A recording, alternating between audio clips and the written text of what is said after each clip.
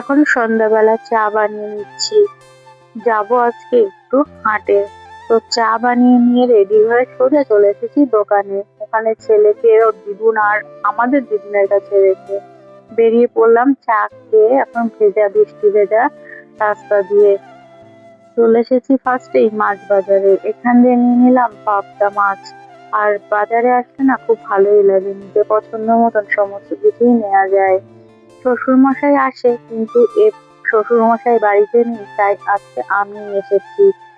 দেখুন হাট বাজারে কি পরিমাণে ফার্স্টে এখানে এসে সবজি বাজার থেকে কুমড়ো নিয়ে নিলাম।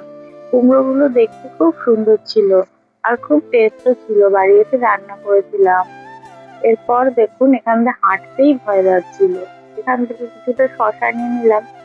আর অনেক বাজার করেছি, তোমাদেরকে বাড়িতে দেখাবো কত রকম বাজার করেছি। তারপরে এই দোকানে চলে এসেছি আলু নিতে। আর দিদা বলেছিল দিদার পাম লাগবে, সেটাই নিয়ে চলে এসেছি দোকানে। আর দেখুন আমার অবস্থা। এরপরে মাছগুলো দেখুন, এখানে পাবদা মাছ, এখানে লোটে মাছ। আর এদিকে ছেলেকে কাঁদছে ভেন্ডি খাবে। আর এই দেখুন কত বাজার করেছি। এবার আর সময় নেই হাতে, এখন তাড়াতাড়ি ফটাফট মাছগুলো কেটে ফ্রিজে রেখে দিতে হবে। এখানে চলে এসেছি মাছ কাটতে।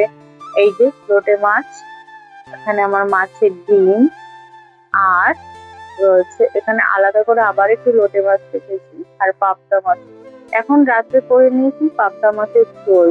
আর এদিকে বড় মশাই খাবে মাংস, তার জন্য আবার মাংস নিয়ে এসে সেই মাংসটাই করে দিলাম। এরপর এই যে প্রায় রান্না কমপ্লিট, আর ছেলে আজকে তাড়াতাড়ি ঘুমিয়ে পড়েছিল। আজকের ভিডিওটি এইটুকুই, টাটা। আবার অন্য কোনো ভিডিওতে দেখা হবে।